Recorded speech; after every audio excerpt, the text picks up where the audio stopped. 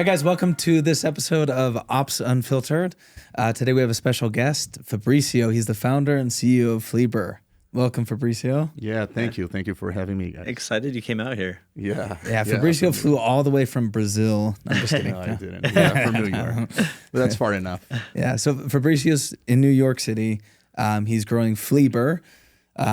Real fast, what is Flieber and how did we meet each other? Yeah. Flieber is an inventory planning platform. So basically what we do is stockouts and overstocks are a huge problem for retail. And that's due to mismanagement of inventory. And what we do is we try to organize all your inventory so that you make the right decisions. I usually say at a fraction of the time, which is a big part of it, is to be able to not spend all the time that people usually spend in brands making those decisions. Yeah. So before we dive into Flieber and what you do there, let's go back a little bit. So tell us a little bit about your background before you fundraised and started building Flieber, this amazing software company that just did its Series A round. I know you were in a lot of things from like water treatment service businesses to a hedge fund to now an inventory software. So how did all of that begin? It's hard to explain actually because it's so diverse. But I'm from Brazil, Rio de Janeiro, and I've been an entrepreneur since 26 years old.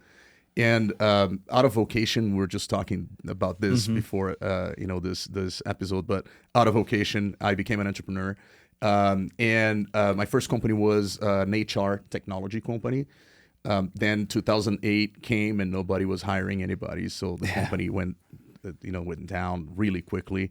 We had to lay off a bunch of people, and I made the decision of shutting it down. Actually, we say that we sold it, but we actually just transferred the customers to another partner company. And then I joined a water treatment company that had been founded a couple of years before by a friend. And I joined him in this company, and we were very lucky. The 3 next years were crazy. We became the largest water treatment company in Brazil. We were acquired by the largest construction group in Latin America called Odebrecht. And I decided to come to the U.S. to raise my kids here because I thought it was a better place to raise them. How did you go from technology to completely not technology? Yeah, that's funny because people ask me that a lot. I don't think I'm a technology person. I think I'm an entrepreneur. I think I see opportunities and I explore them, and it could be anything. I talk to my wife all the time that I should open, an ice cream store sometime or whatever it is. Or cookies. Cookies are big in Utah. Yeah, cookies, something like that. So it's not that I love technology and I'm in technology because of that. It's opportunities. It's opportunities, and I love going from 0 to 1. I usually say that whenever I receive my EIN, the company identification number, right? I get goosebumps. One of the best periods of my life is when I start a new business. But anyways, so water treatment company, we sold it. I decided to come to the U.S. I needed a work visa. The only thing I know how to do is to open companies. And I had relatively easy access to capital at the time. There was a thesis that Brazilians would invest money in dollars because of devaluation. So all of that combined made me open a hedge fund in Manhattan called Victory Capital. It's Victory with an I in the end instead of the Y. Oh, okay. And was that capital from Brazilians? Yes. The people you knew down there? We had a few American friends that also put capital, but the majority of the capital was from Brazil. Sorry, real quick. What was your role? So what was your role at the water treatment company? The water treatment company, I was COO. I was the one operations. Operations, but not the technical part. The technical operations had a person, almost like a CTO. In the technology business, it would be a CTO, but in the water treatment company was a technical water treatment person. Got it. But everything aside from that, operations, planning, control, finance, and everything else I was running. And for reference, how many employees did that company have at its peak? So at its peak, I think we sold it at 850 approximately. Wow. But I might be wrong. It might be 700 and something, but it was a high hundreds. Because we had water treatment plants in different... So, if we want to go a little... Yeah, please. Down on this, okay, yeah. So the model is called BOT, which is Build, Operate, and Transfer. So basically you go to big factories. Let's give an example of a paper manufacturing company.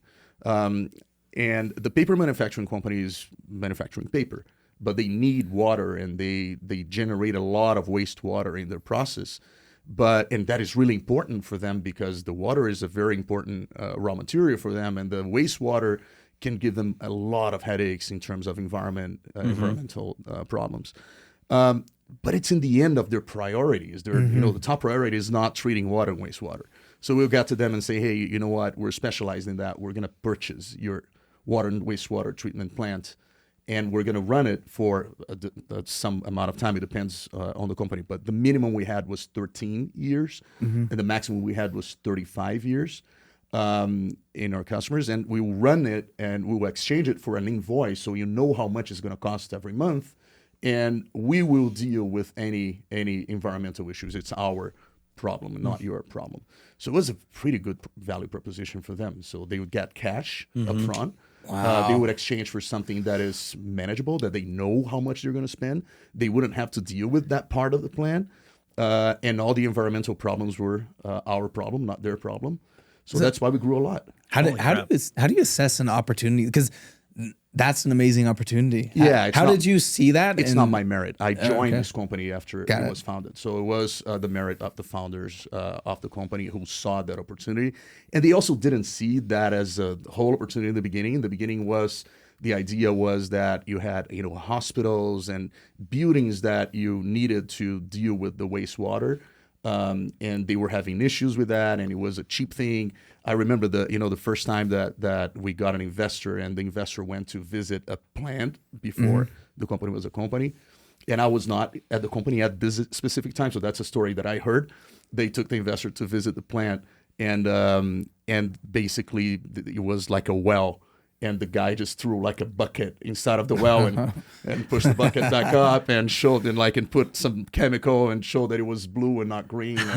And that was all we had at the time, So it was not that we saw that opportunity from start. I think the what was seen was a much smaller opportunity, but with time it became a big thing. Mm-hmm. Okay. And what led you to want to go to the United States? I love Brazil. Is the best place for you to visit. It's amazing. Like I was just saying to you guys before, Rio, my city, is by far the most beautiful big city in the world. And whoever is watching, just send me a message of a, more beautiful city than Rio. It's impossible. Yeah. But there's violence, which sucks. And when you have kids, it's a big issue. Yeah. And the economy is always bumpy. So every time, people say that Brazil is the country of the future that never arrives. The future is always there in the future, and it's real. The economy is full of bumps. Is a very unstable environment for you to open companies, and it's hard to raise capital. People don't want to take that risk. Now it's a little better. I came here to the U.S. 10 years ago. Now the last 5-6 years, it got a little better, but it's not even close to the U.S. And I think the biggest point is I wanted my kids to have a global view. Brazilians are very, very focused on only Brazil, and most of the times not even Brazil, maybe only Rio or only São Paulo, and I wanted them to have a global view. And here in the U.S., you have like a neighbor who revolutionized the world, doing something, and in Brazil, you don't have that. So I wanted them to have that experience. But I'm curious, what do you think is the biggest difference between doing business at a large scale in America versus Brazil? I'm sure there's some massive differences. Oh, there's massive differences. Starting from culture, I think. The team, we have team in Brazil, we have team in Argentina. And in the beginning, we were lucky because we got a big part of that team came also from other technology companies, so they already had some experience. But whoever had never worked in an international technology company, the mindset is very narrow. They don't know what is stock options. They don't know what is the benefit of having stock options. They don't know what is the risk of a startup. It's very like you have a job and you're going to do your job. It's not like startup driven risks and focusing on the future. That is, I think, the biggest point. As I was saying, everybody says it changed a lot in the now lately, but in my time there, it was awful. You couldn't get talent at all. with that mentality. Interesting. Not the talent is not, they're amazing, amazing engineers, but the mentality is very, So you're saying that everybody there is looking for a job that will pay them, yeah. not thinking big picture. How do I actually become something great? Exactly, yeah. And then there's a second thing that I think is crazy, and that's one of the things that I say the most inside of Flieber. I talk about the story of Mark Zuckerberg in a podcast with Reid Hoffman from LinkedIn, where he says it's crazy because he's describing his time in the beginning of Facebook, and he's describing his time there and saying that he already had been funded by Peter Thiel and other investors. He was already living in the Silicon Valley, and he was with his co-founder at the time trying to guess who was going to build the first social media company. He never thought it was himself. He thought it was, Microsoft or IBM or, MySpace would evolve into this big thing, or AOL, American Online was a big thing then. And he was like, no, maybe American Online. And he never thought it was himself who was going to build the first social media empire. And that is Brazil. Brazilians never think they can really change the world. It's a narrow mentality. You don't even think you're able to do that. So I think that is also a huge problem. This is a more personal question. How do you mentor somebody? So I'm sure you've probably mentored and talked. How do you help them change their mind? Or I think showing those tangible examples, showing the insecurities of the big guys, the guys who have conquered. Airbnb is a great example. Airbnb, there's a lot of insecurity in their beginning and up to today. They talk a lot about that. So showing that the people who have changed the world also didn't know they were going to change the world, and also didn't think they were capable of changing the world. I think that creates a little bit of empathy. They create a relationship with that story, and that's the way that I try to do. I had, in the beginning of Flieber, I had a weekly meeting where I only showed videos of famous entrepreneurs to the team.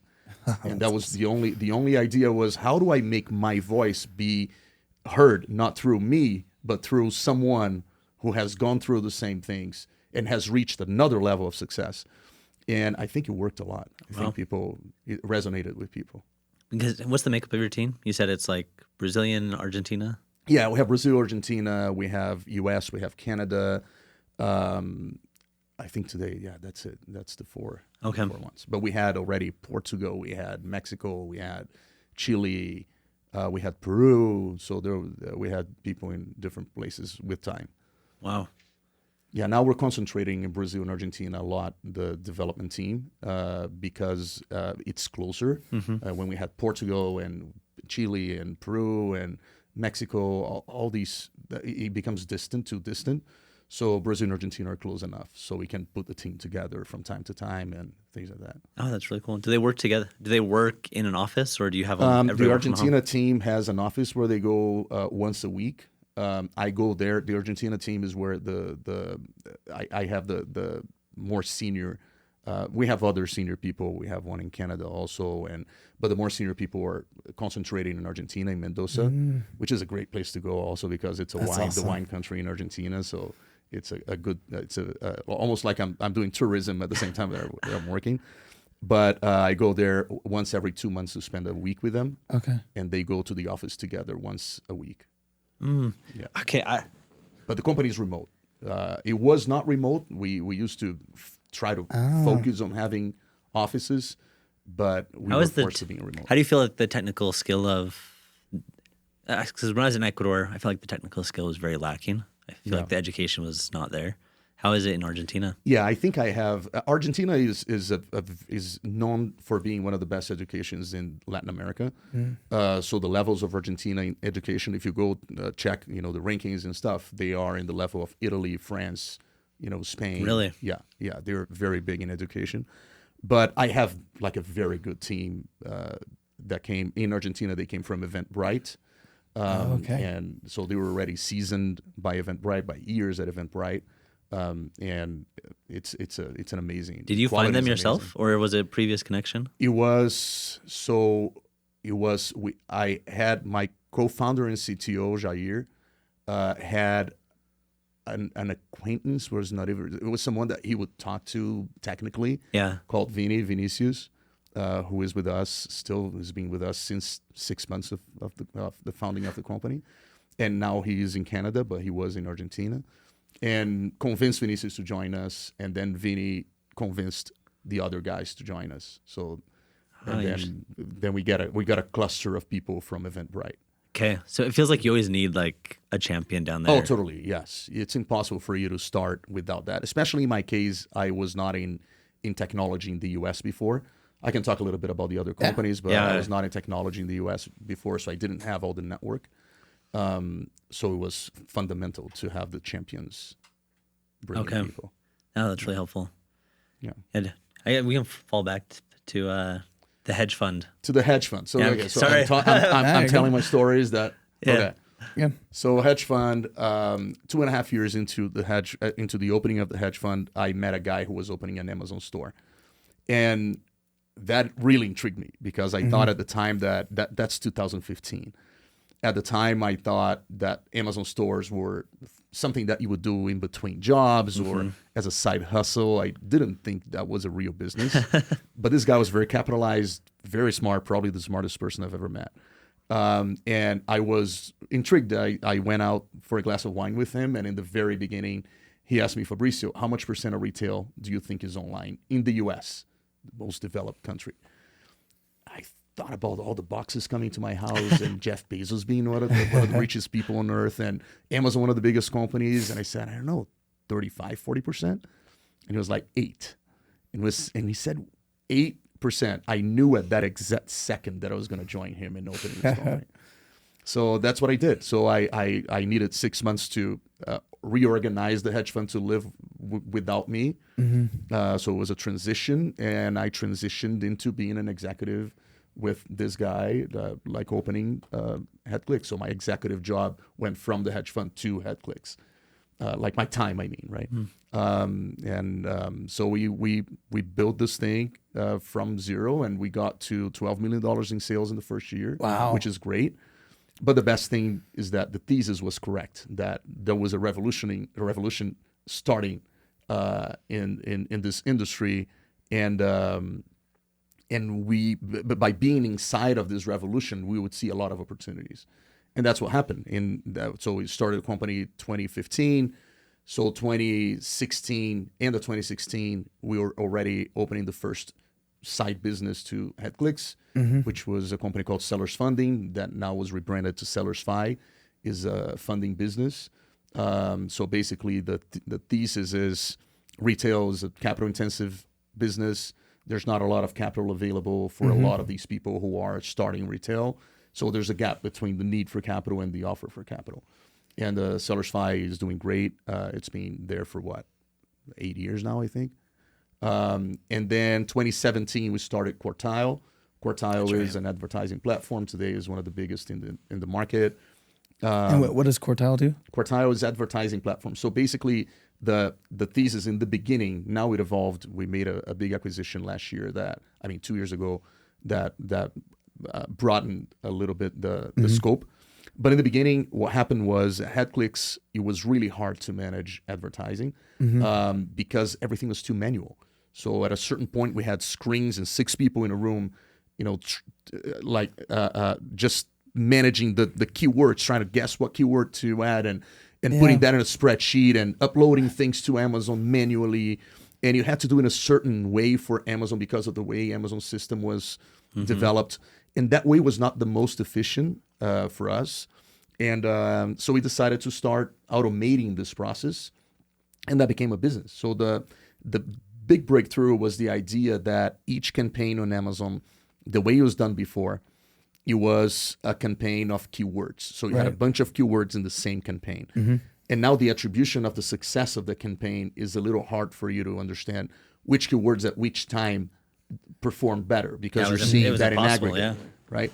And Daniel's my co-founder's idea at the time, and he's the one who runs Quartile.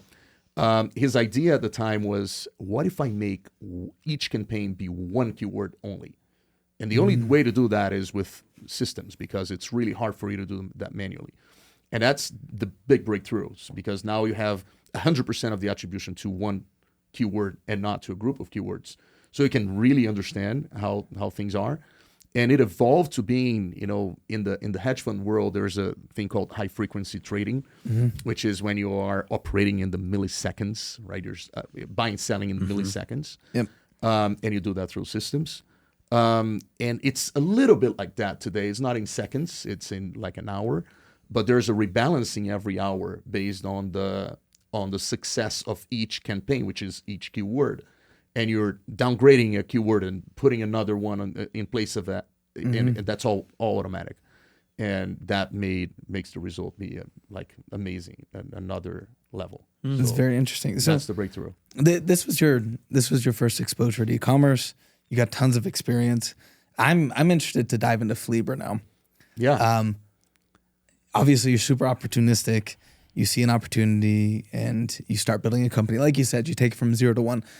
What opportunity did you see to start Flieber? Yeah, it was my pain. So I was running operations. So my role at HeadClicks was also COO, which is a curse. In my life, I always, because I'm very organized, and I always end up being the operations guy, which is terrible because it's where the hard work is, right? And in retail, it's even more because we had to deal with, China and all the tough part of dealing with that, language, time zones, lead times. Yeah, lead times for supply chain and all of the complexity around supply chain, which even before COVID was already a big thing. My first site, so anyways, I'm at HeadClicks and I'm running operations. I have a team of, I think at the peak was like 8 people running operations. And 2 people in China, visiting factories and doing the QA process and sourcing, and 6 people here, and we're managing all the shipments and putting in purchase orders. At a certain point, we had 300 containers coming per year, which is a lot of containers, right? And you have to deal with all the complexity. And my first idea was Flexport, was what Flexport did. Yeah. So my first idea was when I was calling my freight forwarders and I was like, where's my container? And the freight forwarder is like, I don't know. I'm going to call some people. And then 2 days later, they will come back and say, oh, yeah, your container now is 10 days, from arrival date. And I was like, why didn't you do that Flexport idea? Because I found out about Flexport. so I had the idea and I was like, yes, that's the $1 billion idea. And then I start researching and luckily or unluckily, I think it's luckily because I didn't waste time. A few days later, there was an article at, I think, Wall Street Journal, maybe, about Flexport. Okay. And I was like, damn it, someone did that before me. And then I ended up calling them and became a customer, and then became friends with Sana, who was one of the co-founders, and Sana was one of the early investors and advisor at Flieber. Okay. So all of that, goes full circle in the end. But and then I said, okay, so Flexport already exists. The second big problem is it's terrible planning my inventory. I'm always, every time I'm going to place a purchase order, I'm freaked out. Yep. I'm like, oh my God, I'm investing these thousands of dollars in something that I don't have any idea if that's really the best decision, because my systems were also Excel spreadsheets, as 99% of the market. You guys probably also see that all the time, right?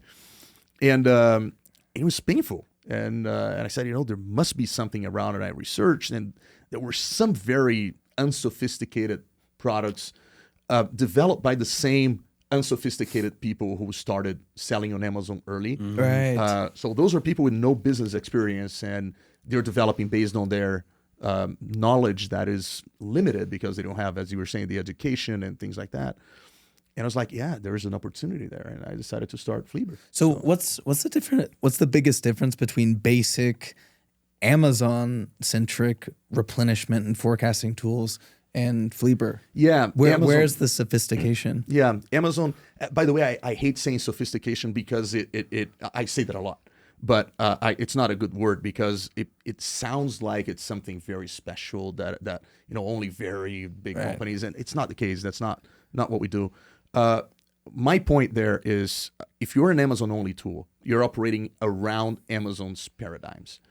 And Amazon has a bunch of exclusive paradigms to the way they operate. Amazon is the only one that has an FBA program, and you have a huge advertising aspect to Amazon. There's rankings, there's reviews, and all of that is very particular to a marketplace. And in Amazon's case, the rules that Amazon has, and there's a bunch of rules on Amazon. So all of these tools, what they try to do is to emulate how Amazon operates. And they're great for Amazon-only sellers, and especially for smaller Amazon-only sellers. They're great. They do the job. They substitute Excelling many times. But the moment that you are going somewhere else, that's why I say, we are tailored for people who are taking it seriously, that don't want to have like just an Amazon store as a side job. If you're taking it seriously, you will have to go multi-channel eventually. It can be in the beginning, it can be in the future, but you have to go multi-channel. You have to be creative, because Amazon since it's so easy to operate on Amazon, it's very competitive. And it's a game where I think you're doomed to driving your margins down with time. First, because of Amazon's rules. Second, because of competition. So you need to expand it. You need to expand to other countries. You need to expand to other channels. Once you do that, all those paradigms don't fit anymore. So that's why, there's tools that are older than us, that were founded 3-4 years before us, have been saying that they are going to implement Shopify for 5 years, and they were not able to implement Shopify. Interesting. Because it's a different mindset. So we are not going to be just resembling the way Amazon operates. Of course, we have a bunch of things that are Amazon only in our platform, like FBA shipments. We collect the FBA shipments, and we have a column on the FBA, on the inbound shipment page, that shows all your POs and TOs that is only for FBA shipments. And so we have some things that we adapt, but all our mindset is, you're building a business and you're building a brand. And since in the past, there was no selling Coca-Cola only on Walmart. Right. There's not like a Walmart seller. That doesn't exist. A brand has to sell everywhere they can sell. The only reason why that doesn't happen today is because of complexities of selling in other channels. And we are trying to solve the inventory side of the complexity of selling other channels. It's so awesome hearing you say these things, because it confirms a lot of our theses about the forecasting market. So what happens with Luminous is, whenever somebody needs a forecasting tool or an inventory planning tool, what Brendan and I always do is we just refer them to somebody we've heard of. So a good example is like Cogsy or Central Commerce, or like, there's tons of people who, what we came to find out, those tools I'm sure they're great tools if you're just an Amazon-centric brand or like very basic. But when we would refer people to those inventory planning tools, we found out really fast that it would fall apart really fast if they sold on Shopify, and if they sold wholesale, and if they did big box retail, then they don't work. So it's cool to hear from you that that's where Flieber is. Yeah, and inventory complexity is crazy. There's so much complexity around inventory. And if you think about retail moving more and more online, sales go digital, advertising goes digital, the payment goes digital, the customer goes digital, customer success goes digital, everything goes digital, but the inventory is still physical. So inventory will be at the center of all complexities in retail forever, for the future. I'm curious. I remember when we talked the first time, you kind of had an initial idea or hypothesis on the market, and you pivoted significantly, right? Yeah. Do you want to explain kind of your initial? So we became, we started Flieber because we wanted to democratize retail. Our thesis was, selling has become really easy. You open a $35 store and you're selling the next day. You just ship your products to Amazon, you're selling the next day. So it's really easy to sell. But inventory is still the 1950s. As Flexport says, inventory is the only thing that you still use fax up to today, right? It's crazy. And you still use, bill of lading. When we started bill of lading, which is the document that you use, it's kind of the passport of your shipment, document that you use to clear your customs in other countries, so you can import, export that product. You had to be physical. So you had to have it shipped by FedEx a physical document from China so that you could show at the port here the document. You couldn't do that digital. And that's only 10 years ago, not even 10 years ago, 8 years ago. So it's a very amateur industry in terms of technology deployment. So my thesis was, okay, let's make inventory as easy to solve as sales. But it was so naive. I thought it was going to be easy, and it's so naive because the complexity of inventory when you start doing so let's assume you sell on Amazon, and Amazon you only have to ship your products to FBA, and then you are selling, right? You're not selling a lot of products in the beginning, so it's fine. You just buy some products on Alibaba or something and put them in a package, send to Amazon, and you're selling. Then you start growing. So SKUs, you have to add SKUs. You cannot grow forever with the single SKU that you launched. And once you start adding SKUs, you start adding different suppliers. So when you start adding different suppliers, potentially in different places in China or different places in Asia or different places in the world, it can be a local supplier, for example. You add a complexity because now you have to deal with different suppliers. And then you start selling more and you say, okay, so I need to expand internationally because that's the easy path for Amazon. It's going international because it's the same proxy but in another country. And now you have FBA in 2 places. And then Amazon starts charging you a lot of money for keeping products on FBA because you have now volume. Now you have to have a 3PL to support these FBA sales. So now you have to replenish your 3PL and you have to transfer from the 3PL to the FBA. And now you decide to start selling on Shopify. Start a Shopify store. And now the 3PL is not only storage anymore to the FBA, is also the fulfillment for the 3PL. So whenever you're going to replenish your products on the 3PL, you have to take into account the sales that you're going to have on Shopify plus the transfer needs that you're going to have on Amazon, which is a complexity. And now Shopify makes it really easy for you to turn on and off features. So one of the things that you can do on Shopify that are great is the virtual bundles. I don't know if you guys know about virtual bundles, but Shopify basically, since you are informing Shopify what you have on inventory, and you are keeping that inventory in the 3PL, you can say to your Shopify customers that you're selling an emergency kit, for example, that has scissors, pliers, and gauze, for example. But in your 3PL, you're keeping those products separate. So you don't have to have a specific physical SKU of that product. The SKU is virtual only.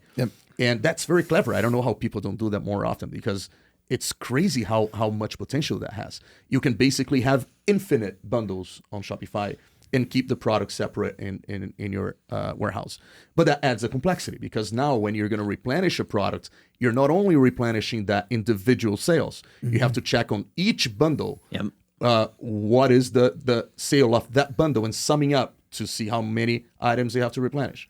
But let's say that on bundle 2, you don't have the scissors. You're replenishing pliers, you don't have the scissors.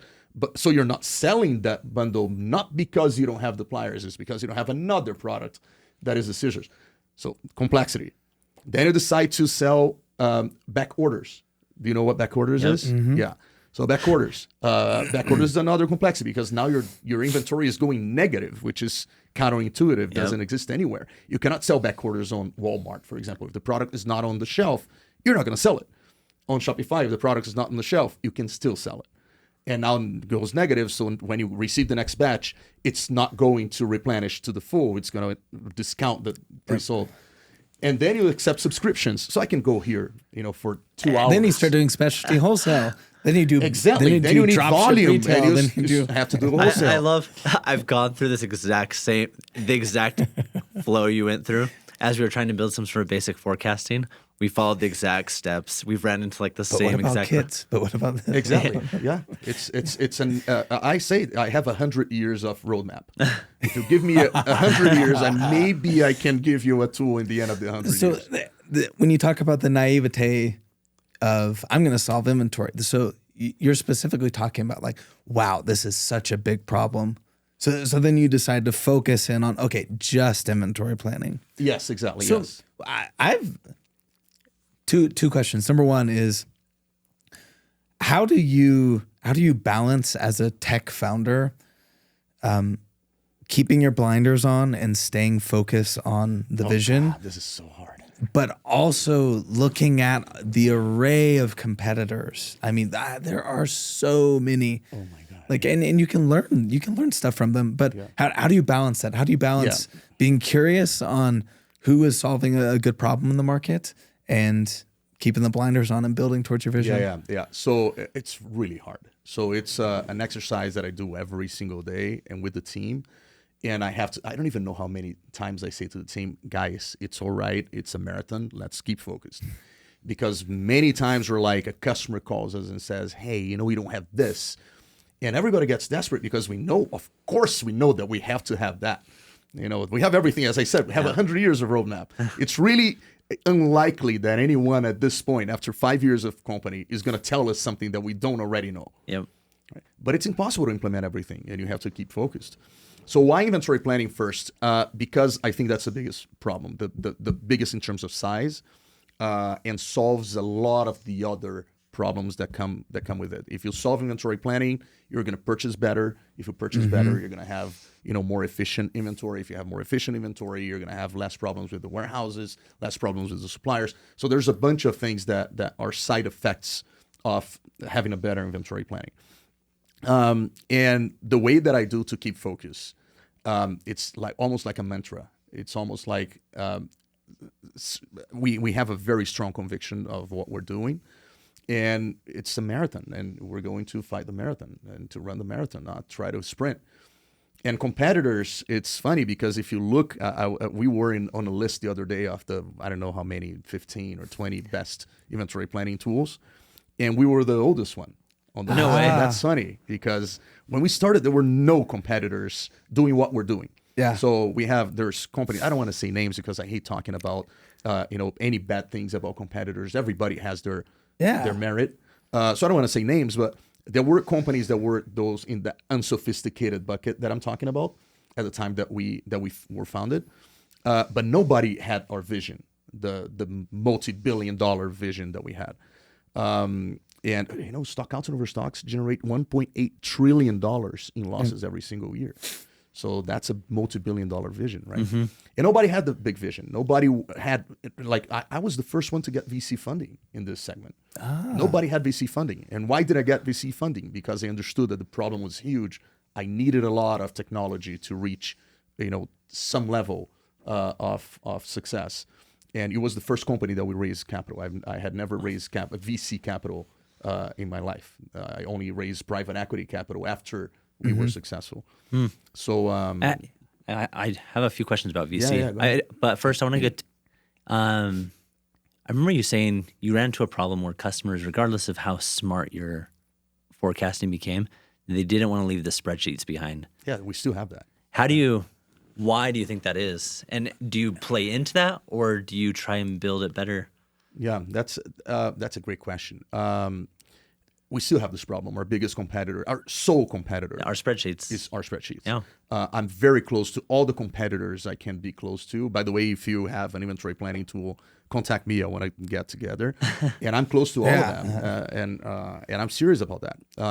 If you talk, James from Syrup, Adi from Cogsy, they're close to me because I don't see them as competitors. As I tell them, we have so much competition from Excel that each time any of us converts a customer into using an inventory planning tool, it's a win for the whole industry. Yes. So we should be partners and not competitors at this moment. In the future, we can kill each other when the market is more mature. But now we should be partners. We have to fight against this big beast called Excel. We still have this problem. What do you think forecasting tools do wrong? Or what are they doing incorrectly that makes it so people can't get off Excel spreadsheets? I think the problem is because each company, since there was no technology in the past, each company developed their own processes and systems. So each one has their own way of operating. And when you build a tool, you have to kind of choose a certain way to operate. We're trying to be as flexible as possible, but we still have boundaries. And in Excel, you don't. In Excel, basically, you're adding, new spreadsheets or new tabs or new columns or new rows, and So you can do whatever you want. And I think people are resistant to leaving that tailor-made tool that they built with their own heart. And we're still not as good as we should to be able to break that. And that's what I say to my investors too. Why are we not in the tens of thousands of customers in the multi-billion-dollar valuation? Because we're still not good enough to convince people to leave their spreadsheets. Interesting. And go to an inventory planning tool. That's the only way I can see that. How do you think? So it seems like you guys it's easy to solve that 90% of use cases, but how do you account, or how do you build a software to account for all the exceptions? Exactly. And more than that, I think each exception is a one customer exception. So we were pushed up market in the beginning. We're trying to go back to the vision of democratizing retail, because we started having a lot of the big brands and very few of the smaller ones. My dream is to get, like, when you get to $1 million in sales, you start getting complexity. You have to have an inventory planning tool. You cannot survive without one. That's my dream. But we're far from that dream, because most of our customers are in the 10s to 20s. We have customers above $100 million in sales, which is completely out of our initial focus as a company. Yeah. But we were pushed up market exactly because all of these customers have the same problem. They were also using Excel spreadsheets, and they would call us and say, "Hey, I want a demo," and we would show the demo, and they would say, "Hey, but you don't have this," and would say, "Okay, yeah, we're gonna build it. If you need it, probably other people also need it." But no. And then we got to a Frankenstein type of product that has endless features, and each of these endless features are used by one single customer or a couple single customers. So yeah, I hear you. It's impossible. I honestly, I don't know the answer. So that's my answer to you. Trying to figure it out. Yeah. Well, I think that's. Oh, go ahead. What I'm so curious about this, just because obviously Luminous is in the system of record, the ERP, if you will. Yep. That's what we're attacking. We want to purpose build an ERP for the modern e-commerce company. So you must have had issues sitting on top of other ERPs that weren't purpose built for e-commerce. Oh, yeah. What's been your experience with that? Oh, yeah. Because Flieber has to sit on top of a system of record. Kind of. So people don't have to have an ERP to use Flieber. They have to have access to the data that we need. So sales data, we can go directly to the sales channel, Shopify, Amazon, etc. Inventory is a little trickier. I think we had 12 integrations with 3PLs. And the more consolidation in this segment, the better for us, because then you have fewer options and you can easily connect to them. And POs, TOs, we connect with, like, Anvil, for example, which is a production management system. So as long as we have those three, because we don't deal with the financial part of it, that's outside of what we're solving today. So we don't necessarily have to be on top of an ERP. I guess, but we are on top of an ERP in a bunch of cases. Do you wish a tool would come in and take over the market, clean all the data, that would be aggregate amazing. Everything? Of course, come on, that would be amazing. My main problem today is integration. So the less I have to integrate with different tools, the better it is, right? So of course, if you guys can, dominate the market, aggregate everything, and give me the aggregated data, we're game. So it's easy. Yeah. How do you? Sin7 recently just bought Inventoro. I wonder if you had any thoughts or insight there. Yeah, and then before, I don't remember which one bought Inventory Planner. So Inventory Planner is the only one. I think that's the Inventory Planner. Right? What's that?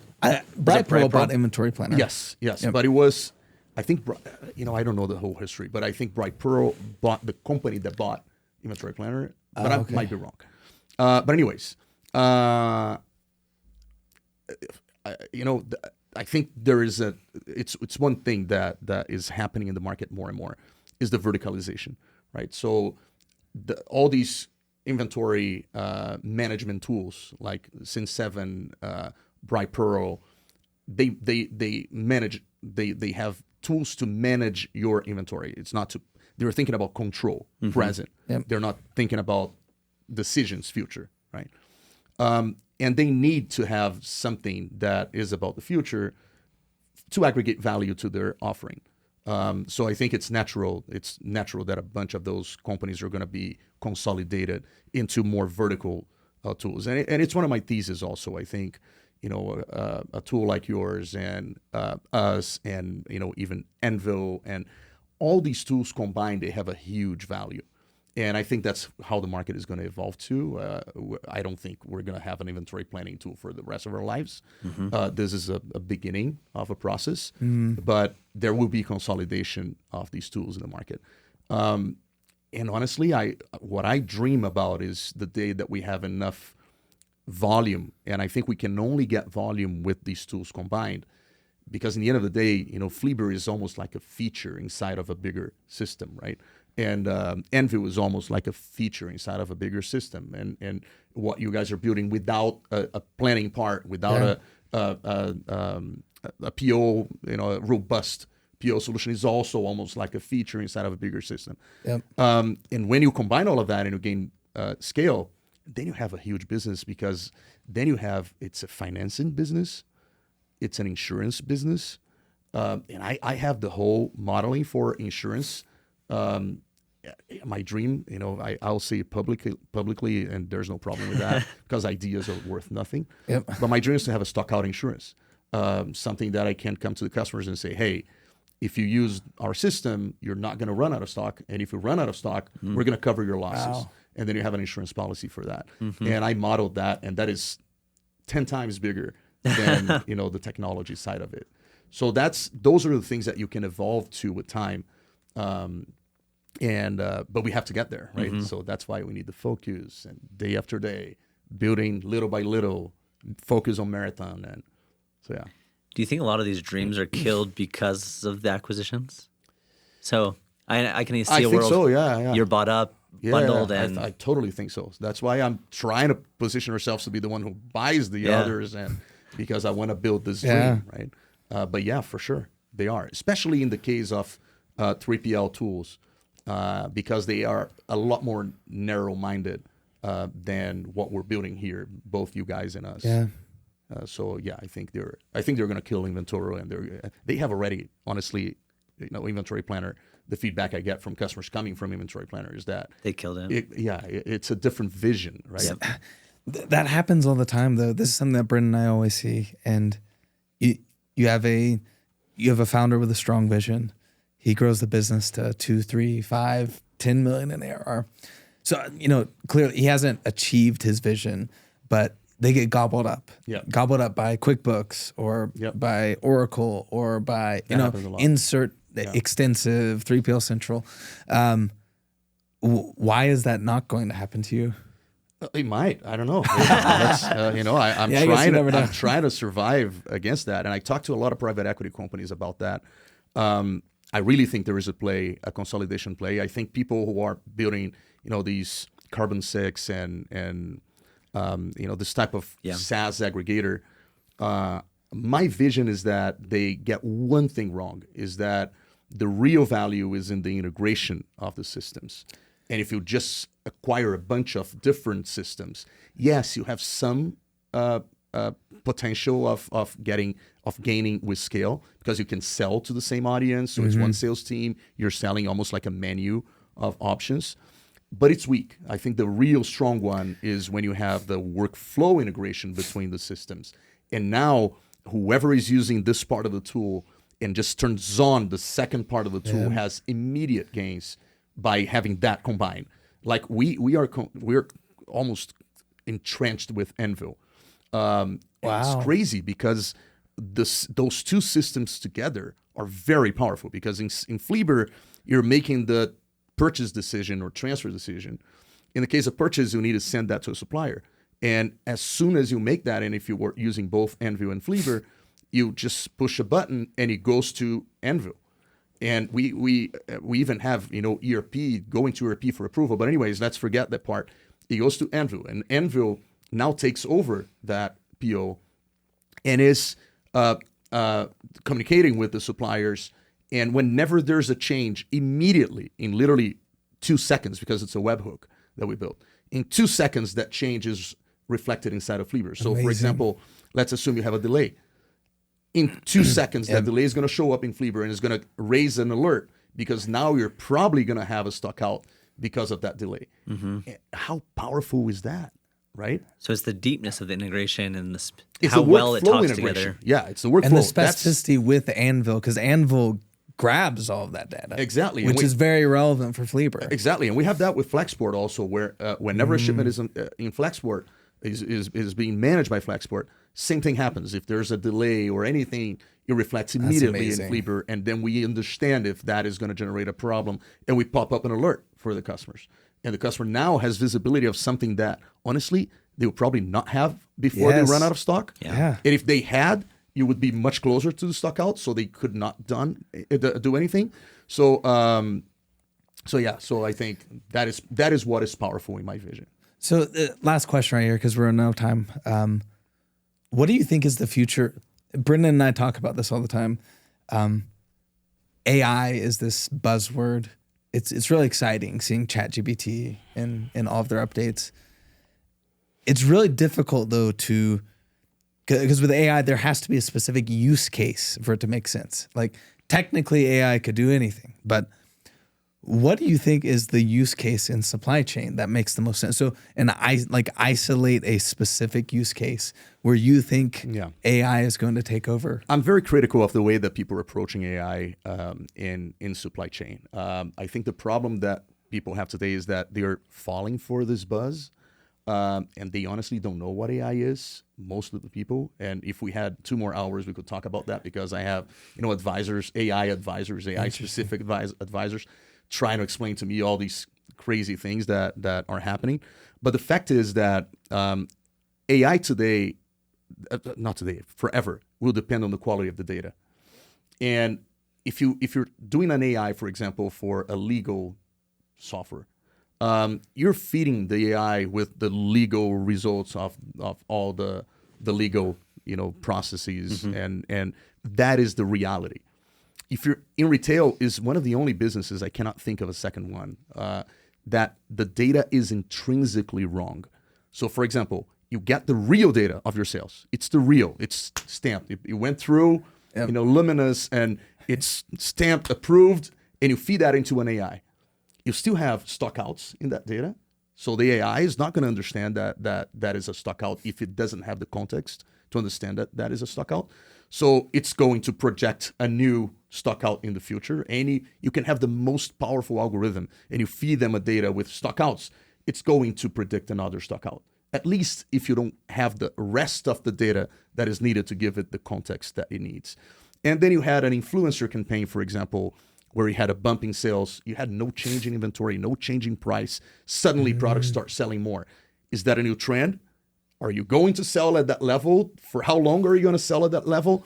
So the data is intrinsically wrong. It's bad data by nature. Meaning you never have 100% context of the world. Yeah. So I think I'm at this moment completely obsessed by what I call data contextualization, which is how do you get all that data and how do you pre-process that data before you feed the AI models? Yeah. You pre-process that data so that you can solve for those anomalies, give the context needed for that data, and then you can run AI through that data. So yeah, and I think in short, I don't think AI works the way it's being applied. I think a lot of people are claiming they have AI when they don't. A lot of people don't know what AI is, and we need to work with the data before AI. So in my dream, I know that we're running out of time and I can talk here forever, but in my dream, every company starts the day by tagging and giving context to what happened yesterday. So that would be my dream, because if you do that consistently, you are making the data have the context needed for AI models to then take over and do what they can do best, which is dealing with a bunch of data. Interesting. So in a perfect world where you say AI would be able to identify anomalies and prompt you for the context behind that? Yes, and that's what we're building at the moment with AI. Interesting. That's really cool. Yeah. My excitement comes from when you have all of the context and the supply chain data. A very interesting use case to me is say you say an AI assistant, this imaginary world. Say you have an AI assistant, they have the context, they have clean data. Imagine you get a delay from your factory in China or a delay from the freight forwarder, and say you're connected to everything. You're connected to all of your channels on Amazon, Shopify. How cool would it be if you could raise the price to slow down sales velocity? Yeah. Like even just one small use case like that. How amazing would that be? But yeah, you have to have all the context. Though, otherwise it doesn't. And I talked to my co-founders at Quartile about that, because Quartile was perfect for that. If we combine both systems when we're ready to have that, Flieber is the one telling Quartile what are the boundaries for their advertising investment. Right? Yeah. So now you're not investing all this money in advertising blind to the fact that you're going to run out of stock 2 weeks from today. Yeah. Right. So that's huge. That's also my dream. So we share this. And I talk about this too. There's like with supply chain data, there's too many layers of human touch points.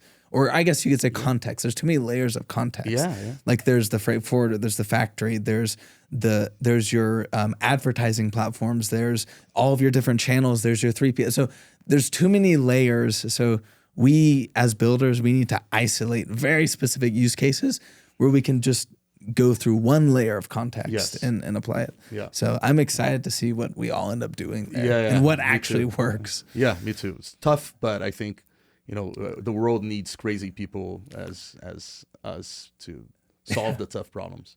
Yep. Well, anyways, thanks for coming on, Fabricio. That was a fun conversation. Hopefully you guys get some value out of that. Oh yeah, thank you so much. It was great. If we had 10 hours, I think that we would be speaking for 10 hours. I think we could have. Yeah. Yeah. Okay. All right. Thanks, guys. See ya.